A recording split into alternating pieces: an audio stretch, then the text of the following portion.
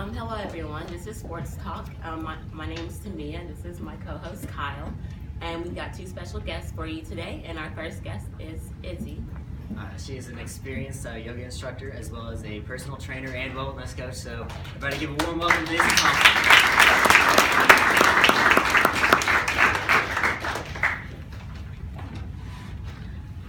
Okay, so just tell us a little bit about yourself and what you do. So if you're in the exercise world, you tend to not pick one thing to do something. You do a lot. So I started out as a yoga teacher, and I got a job at a gym, and where the gym then paid me to learn many other techniques, modalities and classes. So I teach dance, I teach weight training, I teach personal training, done Pilates, and just about anything that you can think of fitness-wise, I've done it. Even cycling, which I don't like to do, but if I'm teaching the class, somehow I manage to get through it. Taking the class, I don't. But yeah, and then I also, I own my own business, so I do presentations and success coaching. So I like to title myself as a success coach and leadership consultant because I also have a degree in business as well. And I also teach at U of L. I teach the 1 credit hour fitness classes. So I have dance, weight training, Pilates, and then we have walking fitness, which is not as easy as you think it is. There's actually content to learn. And then I also work at Bellarmine, where I do a lot of presentations there on goal coaching, strategizing, like how to make the most of your semester and the most out of your life. So what do you do for your own personal workout routine? Do you have a certain set amount of days per week, and what kind of exercises do you participate in? Okay, so I do about 3 hours of yoga every day. Every day. That's either teaching or doing it myself. And then I also do a lot of salsa dancing. So there's underground salsa here in Louisville. It's actually called underground salsa. And so there's a lot of different events that we go to, and we can dance for 3 to 6 hours sometimes. And you're drenched in sweat, so it's really good exercise. It's very repetitive movements, especially merengue, like you're just doing this like flat-footed march the whole time. And it makes it fun so you can continue through it. And then I do some weight training through the week, so at least 2 days of weight training. I try to run as much as I can, so probably 2 days of running. And then I'm teaching fitness classes, so then I get at least 14 hours of that in per week. So I guess you could say you're a pretty active person. Yeah. But I like to eat, so it helps. Right. Do you ever struggle with issues such as lack of time, motivation, and energy in regards to your own personal desire to exercise? And if so, how do you overcome them to inspire the people you work with? Definitely. I'm human, right? So I have a small addiction to white mochas from Heine Brothers. And you have to be aware, and at least I have the tools, and I try to teach them to my students as much as possible to recognize when you've kind of gone over your edge or when you're using something as a crutch. And I like to challenge myself, so I also sell Juice Plus products, which is dehydrated fruits and veggies in a capsule. And we do a Shred 10, and it's Shred 10 because it's 10 days of shredding bad habits. And the focus is adding healthy habits in.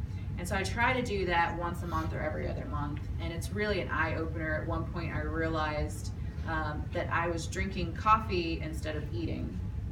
And that I was drinking coffee every time I was feeling sad.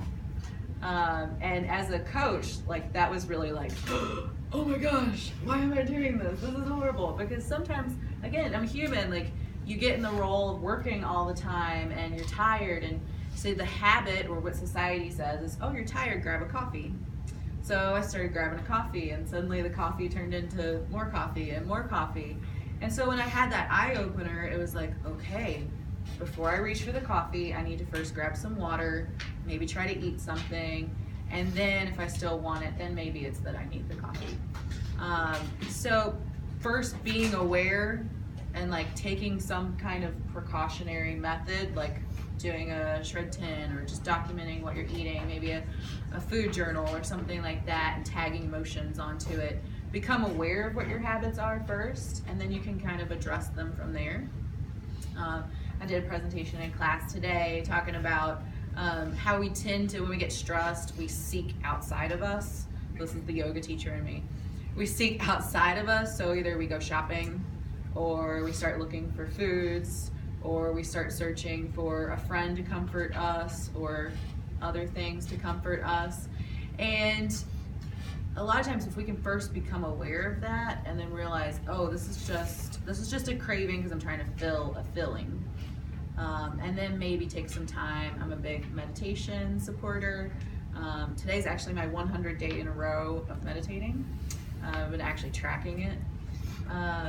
And really taking that time to assess, like, what is it that you really need? Is this just a desire? Can you do without it? So definitely, those are the biggest thing that I would recommend doing. And then I'm also a big supporter of this new book, relatively new book, called The 12-Week Year. And it talks about, instead of setting goals for the whole year and then we wait until the last 3 months to do them, just go ahead and make it a 3-month plan, 12 weeks, and get all your goals done in that 12 weeks. Because a lot of times we think multitasking is the best way. And normally multitasking leaves us scattered-brained and reaching for bad habits. So if we can focus one thing at a time, just cross it off the list, distribute what you need to do instead of trying to do it all at one time, because that becomes overwhelming and then we just don't do it. Focus, give yourself one thing per week to do, and just knock 12 things out real quick. All right. Well, I just want to congratulate you on that 100 days. That sounds like a really big accomplishment. Yeah. But when you're working with people, and you said talk about goal setting and how that's a big part of adhering to a program, what do you think the biggest problem people have with adhering to an exercise program is? They're tired, right? You're not gonna do anything if you're tired. So the big thing is listing your obstacles. What's gonna get in your way? Normally the first thing people say is, I'm tired or lazy. So that's the first thing you need to address. Why are you tired or lazy? Most of you are gonna say it's lack of sleep. But somehow you managed to find 5 hours yesterday to watch Netflix. But you didn't have time to sleep. So then it becomes priority. Or you went out to that party because it was gonna be stress relieving, but really all it did was left you dehydrated, full of sugar, creating a sugar dependency because of all of it, and lack of sleep. When really, if you would have gotten some sleep and then scheduled a party day for next week, that would have been better off. So again, just kind of assessing what you really need. If your brain's really busy and your brain needs a break, keeping it entertained and distracted with Netflix or YouTube is not giving your brain a break. It's giving your body a break, and you probably didn't really need a break in the first place. If anything, you needed to amp your body up, so go work out. And then most likely that'll help trick your brain into getting some energy back up. And then you'll be leveled or balanced, or maybe after working out you say, I really need a nap. And power naps are great. There's meditation power naps. So like yoga nidra, which is yoga sleep, 1 hour of that is equivalent to 4 hours of sleep, because you put yourself in the relaxation response, which is a book that I suggest you all to read, Relaxation Response by Herbert Benson.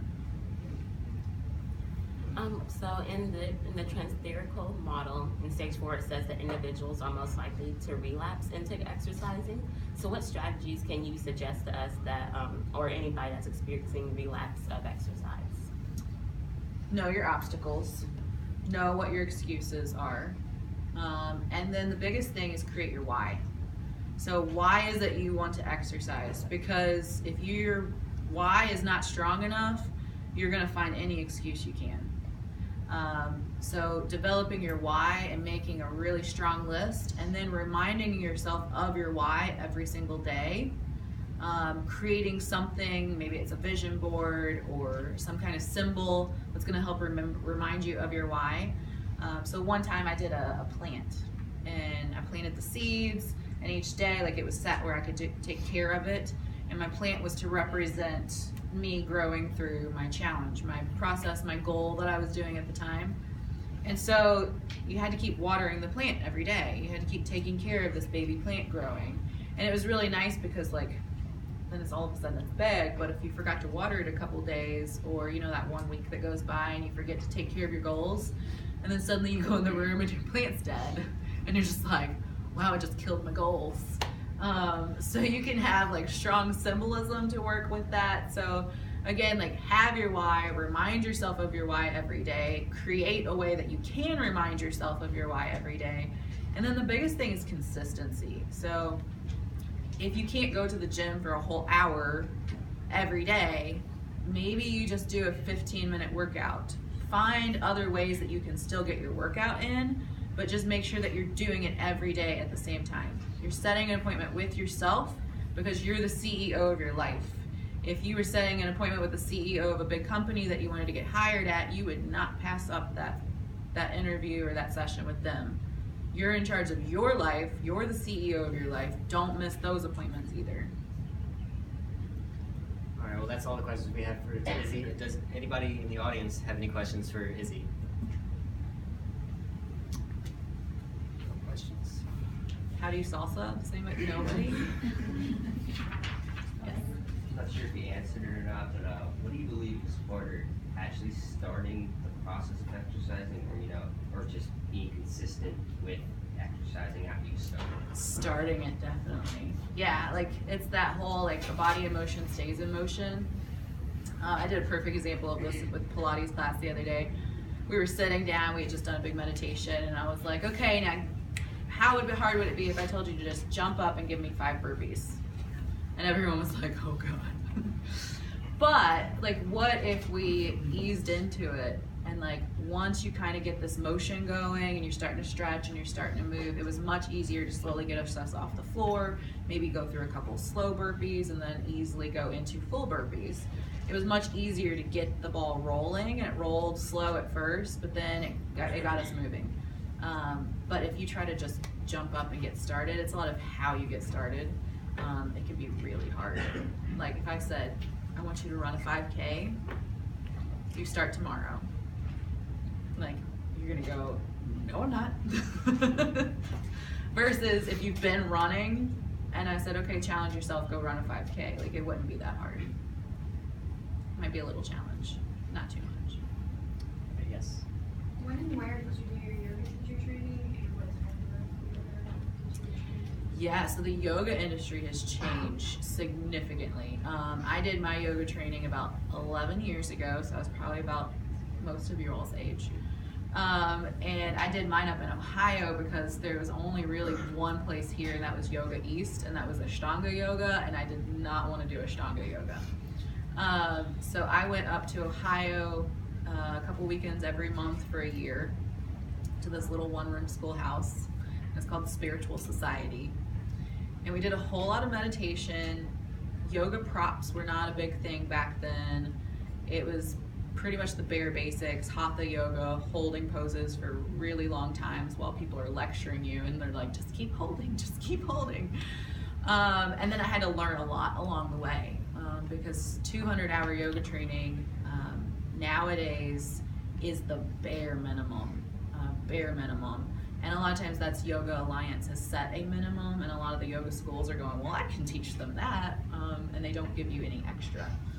So nowadays, really, if you want to be a good yoga teacher, go do a 500-hour yoga training, and that's still, you're going to still feel like a beginner. It's the experience of getting out there and doing that, and that's with any exercise. You've got to throw yourself into it and just start teaching. That's where you get most of your experience. You can learn, you can read the book, you can do the exercises yourself, but when you're in front of the room and you're teaching other people and you're answering their questions, that's when you start learning stuff. Because people come up to you and they ask you very strange questions, and they expect you to pretty much be a PhD in physical therapy with any exercise that you're teaching them. And so you gotta learn like what to answer and what not to answer and how to refer them out. And then just learning through experience. Yeah, we got time for one more. What's the difference between working out at the same time every day and then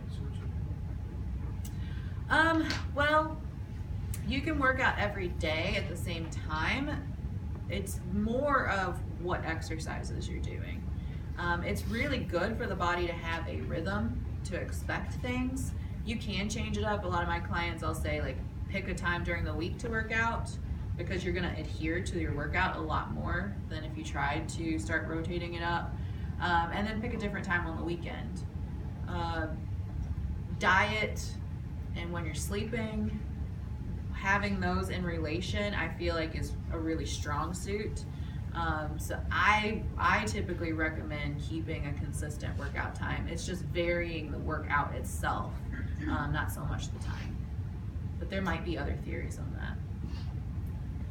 Can I ask just one question? Yes. The research indicates that the biggest deterrent is lack of time, perceived lack of time. Yeah. And as you all, I can see your faces when she was explaining kind of what she does and how much she exercises during the week, and you squeeze a lot into the week. Mhm. So how might you share with them that how they also can overcome that obstacle of that perceived lack of time? Again, that trying to multitask really is limiting you more than helping you.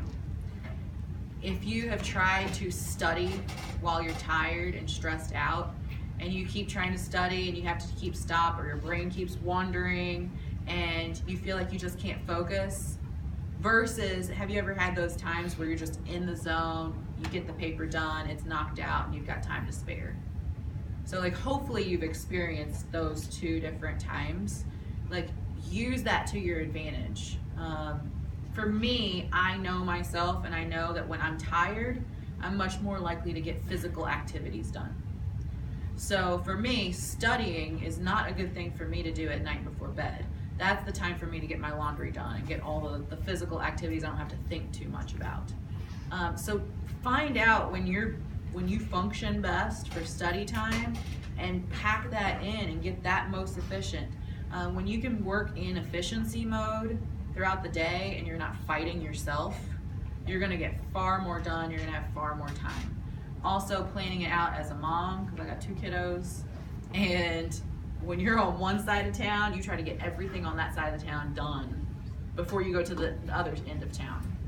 The same thing applies. Like, if you know you're in the library at this time, arrange your schedule. Like, try to, like, say, if someone says, hey, I need to meet at this time, let's meet at that time, instead of just saying, okay, say, no, that doesn't work for me. This time would be a better time.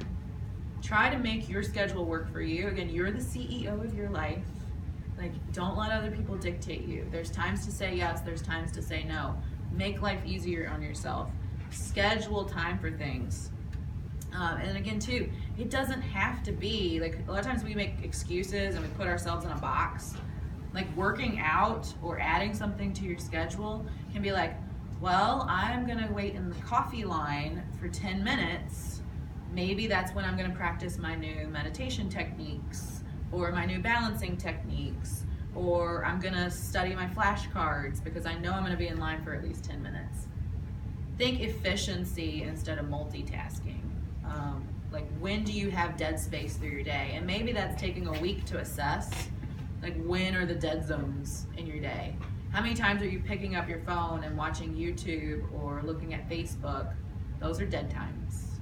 I canceled my Netflix because it was creating dead space and it was making me inefficient.